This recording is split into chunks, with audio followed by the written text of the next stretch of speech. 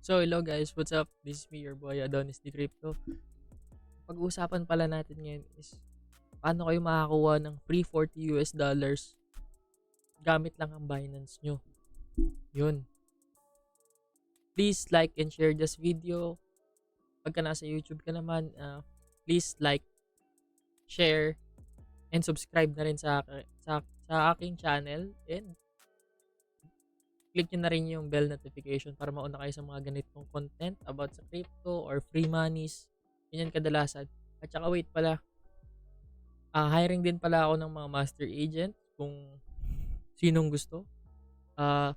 About sa casino to, ang gagawin nyo is mag-invite lang kayo ng mga magsusugal. Then, you will get your own commissions yun. Magandang side hustle din siya. Uh, Ilalagay ko na lang sa baba lahat ng links para mabasa nyo lahat kung ano yung gusto nyong puntahan. So, dito lang tayo. Focus na tayo dito. So, dito nga pala sa Binance announcement, meron sila ngayon na quest to earn. Complete the task and earn up to 60 USD. Pero ang nasabi ko lang is 40 USD. Mamaya explain ko bakit hanggang 40 USD lang. Kapag wala kang gagastusin, wala kang ilalabas na pera. Dito, ang gagawin mo lang is you need to refer your friends. Yun lang. Ayun lang ang gagawin mo. I-refer mo lang sila using your referral code. Then, need lang nila mag-KYC. Yan, explain natin yung mamaya lahat. Ito nga pala, itong quest to earn na to is hanggang October 16 na lang. So, ginagawa ko tong video ngayon ng October 9. Meron pa kayong 6 days para mambudol. Charot. Joke lang. Eto, join the promotion now. Nakikita nyo. Hindi ko na siya i-click kasi nandun sa cellphone ko nandun na yung link. Then, ito yung task na gagawin natin is task refer friends to Binance. Yan. Get a friend to sign up with Binance with your referral link and successfully verified their identity. Ayun yung sinasabi ko na KYC. Verify your identity. Need mo lang ng picture, government issues ID, mga ganyan. Tapos yung face verification para malaman ko legit talaga. Tapos, wag nyo nga palang gagawin dito is yung gagawin nyo sa isang device, pwede kayo mo-block. Ayan na. Dapat i-refer nyo sila gamit ay ibang devices. Okay? Ito, kada may invite mo, magkakaroon ka ng $4. $4 in BNB. Yan. Yung BNB ay yung token na pwede mong ipalit via US dollar. Yan. Yan, $4 yung bibigay sa atin. Tapos, a user may receive a maximum of 40 hanggang 10 referral. Yan. Pwede natin yan magawa. Tapos, pwede na natin i-cash out. Ganyan dito. So, sa task 2 naman, para tumaas hanggang 60 US dollar to, via crypto minimum of 10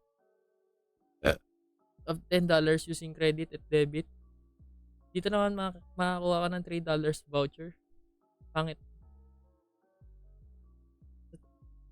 Mas maganda tong free lang.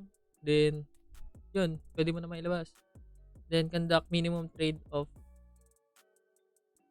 $10 sa spot trading. Ito yung task 3. During the activity period, receives 5 BNB token voucher. Task 4, knowledge boost. Read the top tools, master your financial journey. Kiklik nyo lang tong link. Yan, para mabasa nyo lahat yung article.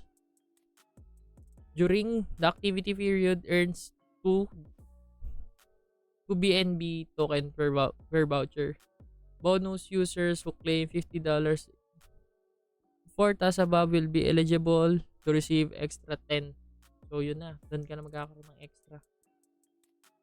Maganda yan. Task 1 na lang gawin natin. Refer. Wala ka nagagastusin doon. How to participate. how to participate. Quest and earn, please log in the Binance account kung bago lang. So, yan. Pero mas okay na gamitin yung referral link ko para magkaroon din ako ng $40. To proceed now, hit join then. Tapos choose a task from the mission list by crypto.